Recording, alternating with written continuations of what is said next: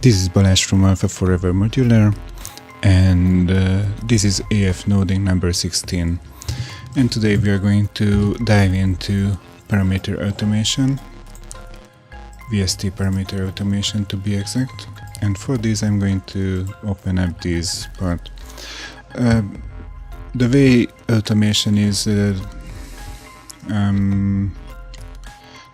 way your DAO shows parameter automation may vary, but the principles are the same. Each VST plugin has some parameters populated that you can use for automation and for controlling the plugin. And Alpha Forever has a solution for these kind of tasks that are part of the modular structure. So we do not map parameters and we do not populate everything. We just populate the ones we really want to. So let's say I create a knob, and it's not even a let's say thing. It's a fact that knob is the tool for parameter automation. So if I rename this to fx and I give it the parameter of and in this window I can give it the number of which parameter it should be. So if I want this to be parameter number 27, I just write that the writer 20 is 27. Sorry, should have found a easier number. and you can see that this knob turned green, and you can move even here and here, and everything works as it used to. But for the time being I wanna have it on parameter number 1, like this. And that's the way it goes.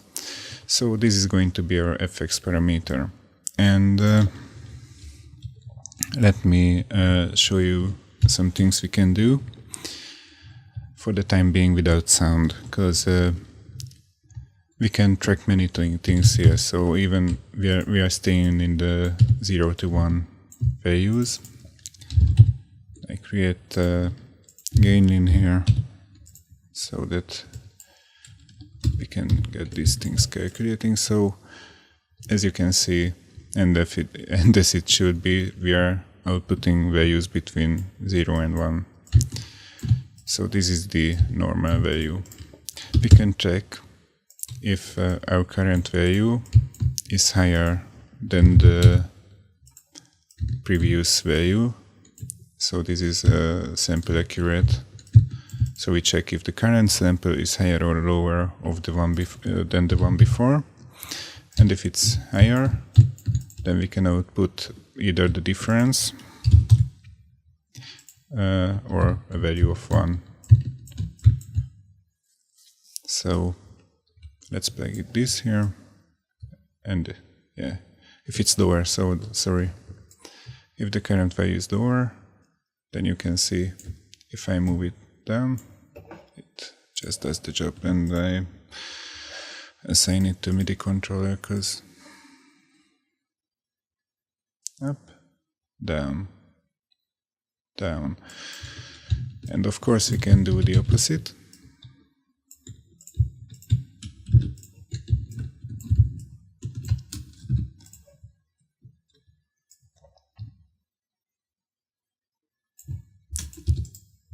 So if it's bigger than the previous,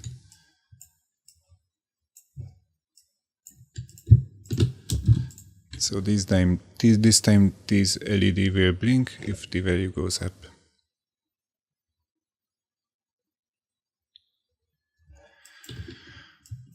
We can also check. I create an LED here, and I will rename these LEDs to what they are. This is normal, this is down, this is up. So we know. I create an add 8 here, so no, not even add 8. I just need some dummy plugs so we can see all of them.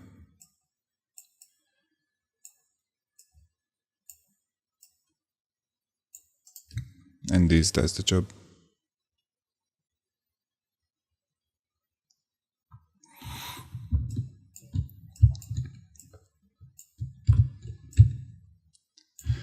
and we can create a trigger.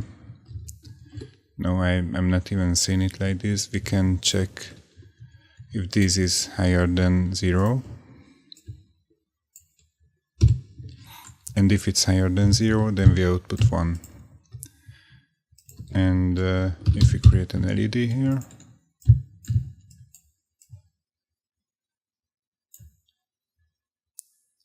it's higher than 0, so it's 1. We can check this with we can create a trigger from this using a change node.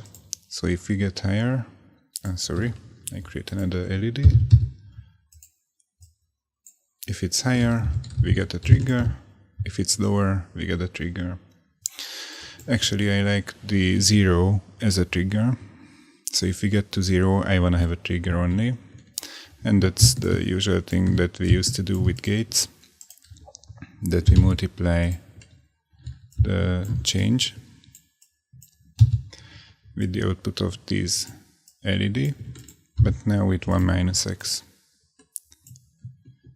So if I go up, and if I get back, I get a trigger there. I shouldn't get this. Oh, I didn't connect it. So now it will work. If I go up, no blinking. If I get down to 0, there is our trigger. So I call this trigger. And this is all only one knob. And we are still not there.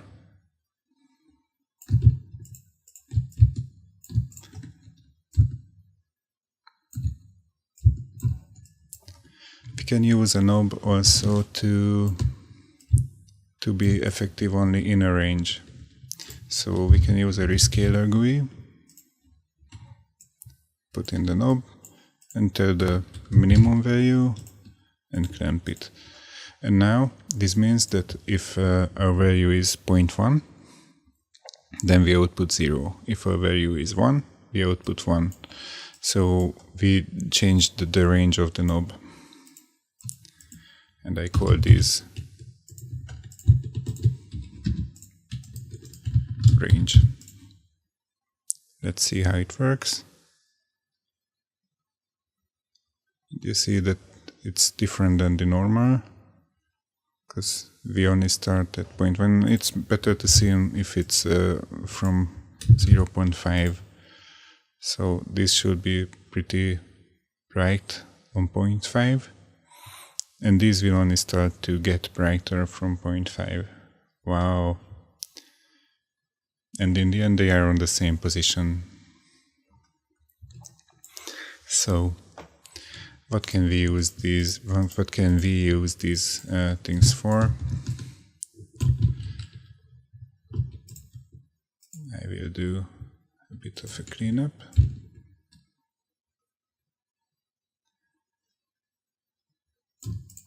So we can plug these into a designer.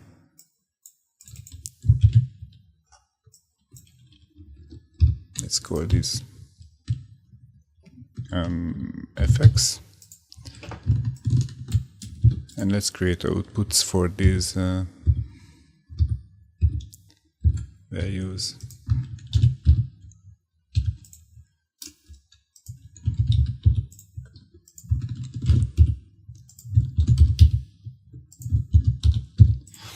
And I just renamed these LEDs to LED because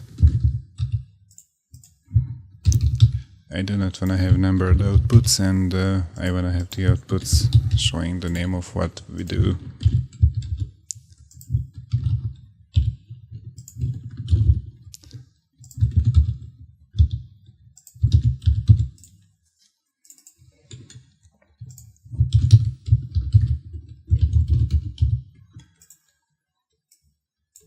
And yeah.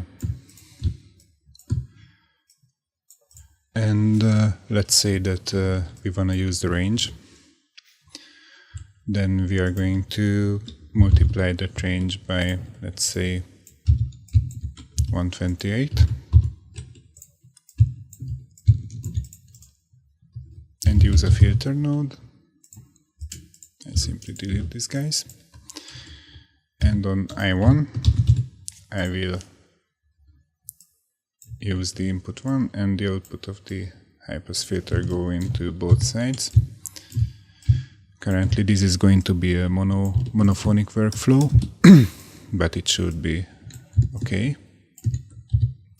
Cut-off modulation up to the top and let's play it.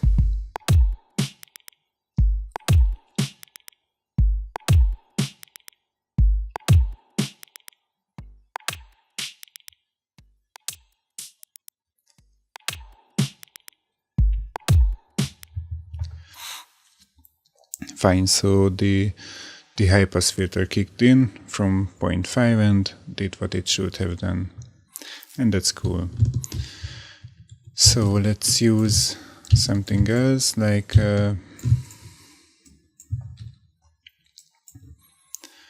if we go down, we might want to have a reverb. I open up a reverb. And if we go down, we will want to have the input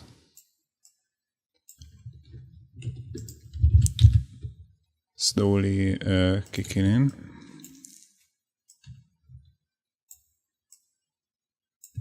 And it's going to be the filtered input. So I do it like this. And I give it an attack and a release, so it's not kicking in like in a sample and does not create kicks.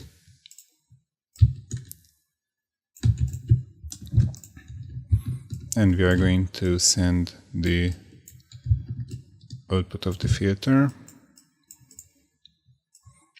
right into the reverb.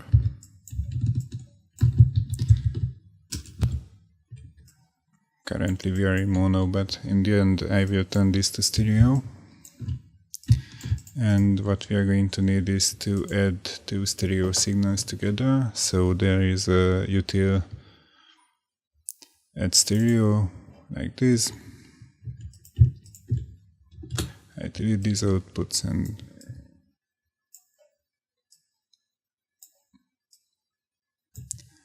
there is our two stereo signals, and create one output, two outputs, and let's see if things do work.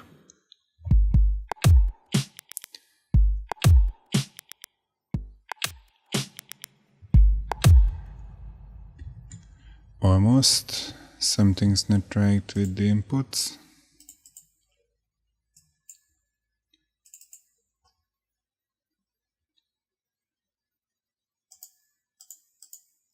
This is I2, this is O1, this is O2. Let's listen to it.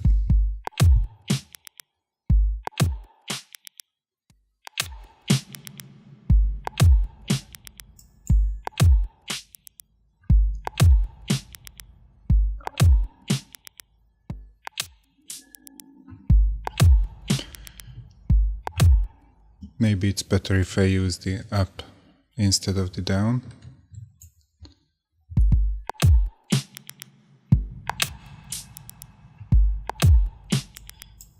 Longer, shorter.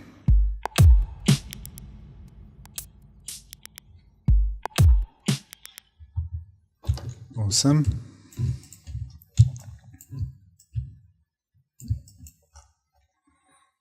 Make the reverb a bit. Yeah, I'll say 100% that this makes sense. I can create a constant here. So there's not this many controls, we don't need them.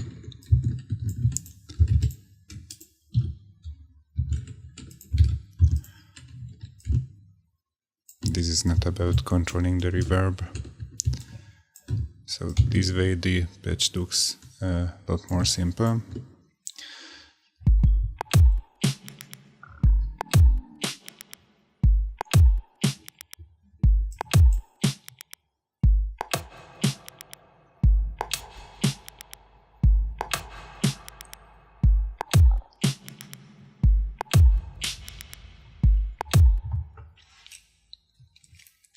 So This is one thing, and we could also create a repeater. So I create a repeater here, and yeah, the repeater is going to use another range, but first I create the audio input, then I create the input for the repeat, and the repeat is going to use the normal input now, but it's going to be similar to the range. I'm just going to rescale it from 0 to 1, from 0.1 to 1, and then the output is going to be between 0 and 1. No, I'm just going to use, like, if it's higher than a value, let's say 0.1, we are going to repeat the signal. So we create a crossfader, and that's the way it should work. So if our knob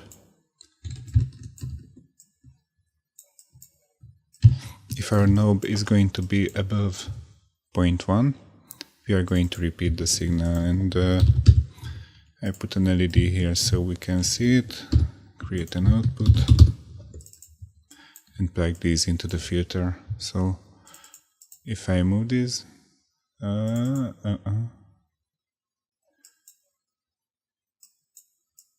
that's going to be the input. And if I move my knob, oh, I didn't output the value of 1. That's the problem, I forgot it. So if I move my knob and it gets above 0.1, then the LED will blink up. Wow, amazing. What we need now is to create the delay. It's a delay, and it's going to have a delay time which is synced to the host tempo. So BPM sync node, milliseconds go there, and if we multiply this by 0.25, then it's a 16th note delay. We feed in the input, and what we have to know is that if we are repeating, then we do not want the delay to receive new inputs, so we have to multiply the delay input by the inverse of this repeat value, so the inverse of this knob, and that's exactly 1 minus x, because 1 minus 1 is 0, and 0, no, anyways, you get it. So this way we inverted it. And also we need to create something like a feedback here. So we multiply the output by repeat, so by the value of this knob, and feed it back. This way we don't create any feedback if we do not repeat, but we mute the input when we repeat, and this creates this is a repeater effect. This is the way it works. So I create a cone here so we can see things better, and another there.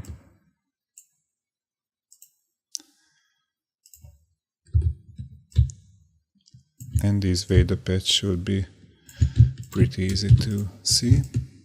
So this is a repeater, and let's see if it works.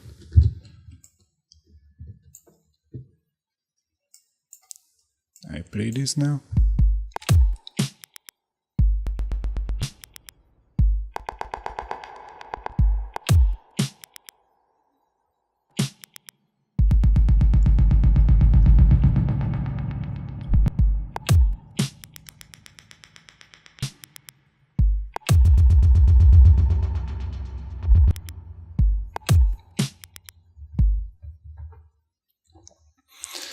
I think I will change the range from 0.5 to 0.25 or 0.2, like this.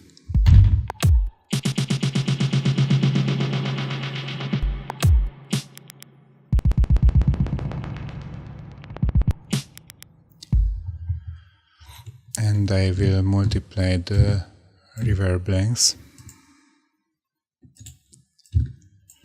by the normal value.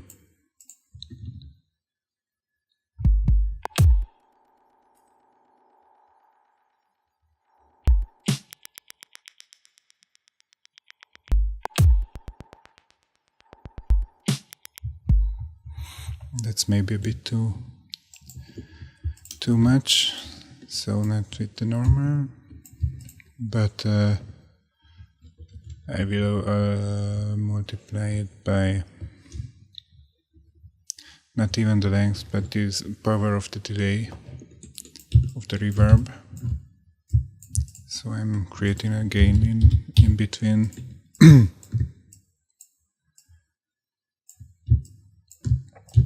Like this, and use the modulation input as the normal value.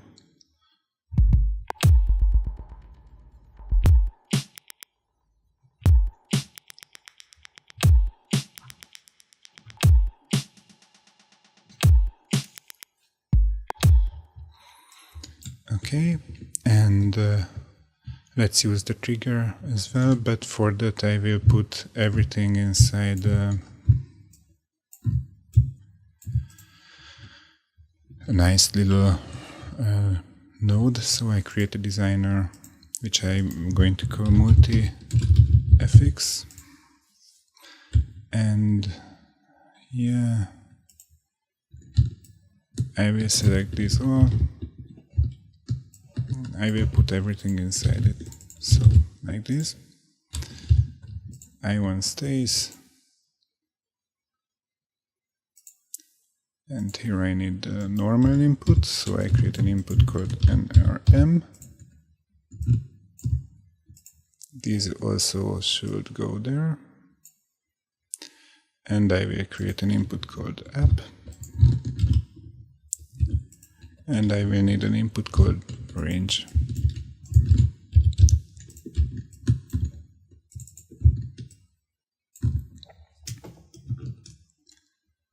And I probably don't need these.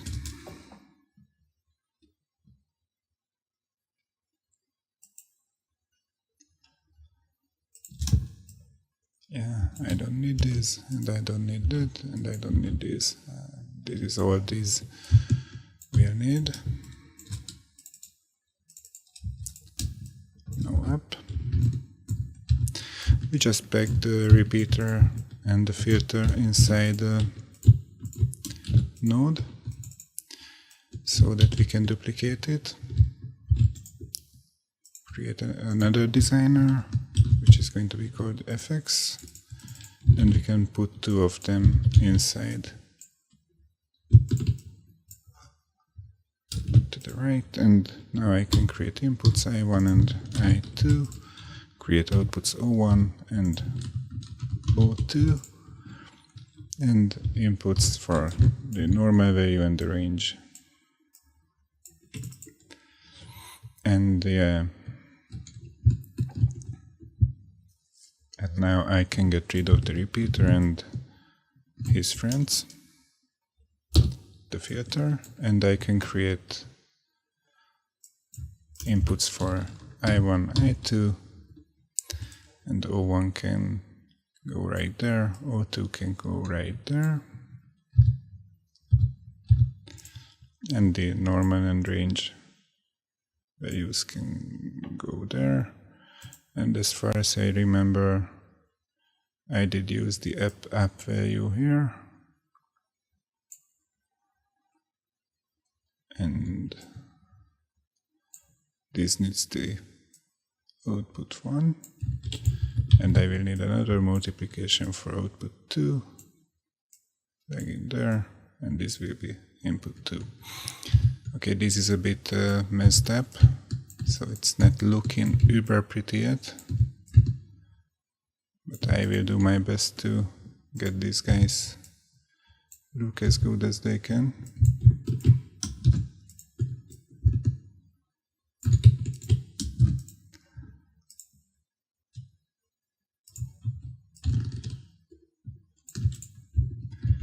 Cool.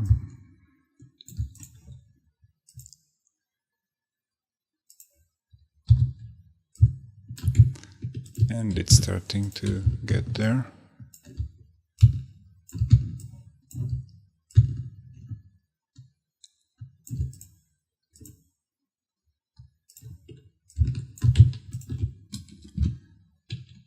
Oh. Wrong button. Okay, this is not too messy anymore, except these guys, but yeah, I feel like it's getting there.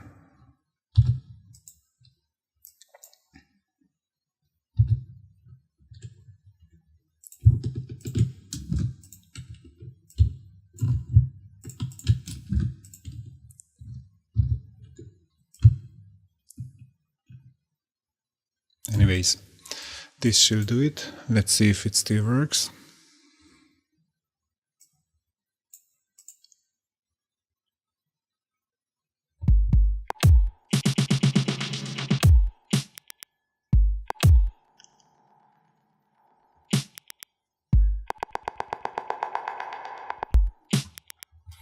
Yeah, it still works. So let's create one more input in the effect and call it trigger. And the trigger will trigger some sine wave. And it's going to be an envelope follower behind it, so like this. And we are going to crossfade also and use one more envelope follower, like this. And this is going to control the frequency of the sine wave, so I will use a crossfader.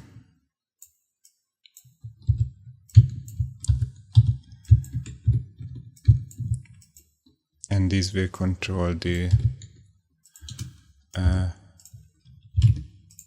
amplitude, so I don't need anything for that. I create one knob here and one more knob here. And for this I will need another util add stereo node.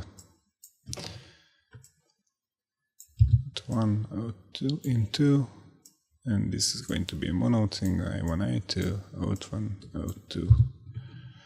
Nice.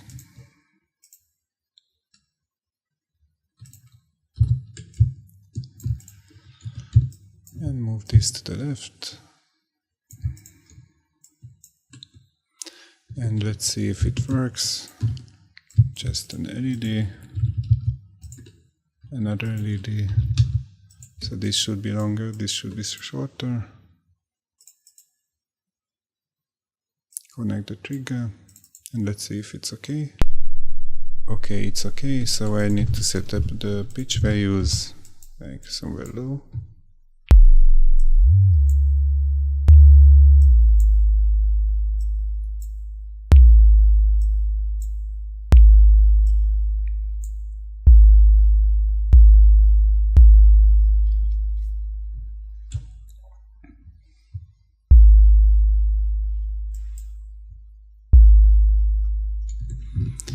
Okay, and one more thing I want to do is to get this trigger to be aligned to the clock. So if we get back to 0, then we will also use this trigger when the clock is on a quarter node. So I create a clock, and the output of this clock node is dependent on. I create a dummy add node here, I will remove it later, but I do this only for presentation purposes. So the output of this clock node is dependent on the transport position, so if I move this around, you can can see that it's reflecting the position of the cursor. So we just have to truncate it. And whenever a quarter note passes by, this will change. So if we put a change note here and an LED after that, we will see this blinking whenever the clock position changes 1 quarter note. It's like a metronome. So I can remove these, and I can use this metronome to refresh the trigger state only if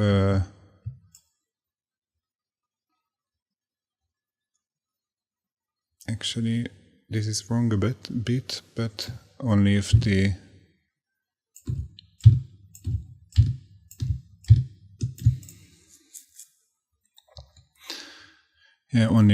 only refresh at every quarter note, but currently the problem is that we are outputting a trigger here, and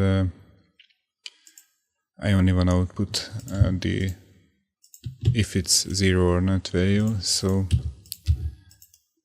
I change this to 0, and if it's 0 then we are outputting 1 now, and then this shouldn't be named trigger, it should be 0. And we will convert this to a trigger by multiplying it and using a change node.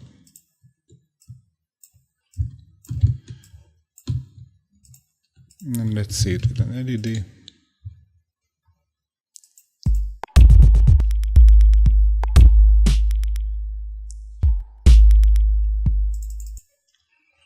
Amazing, it works.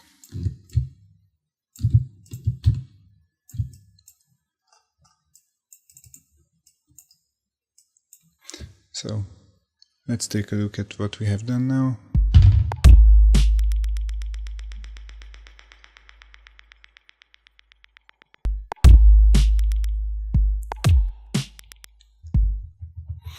It's okay, but this oscillator can be 0.25 in volume, so not this loud.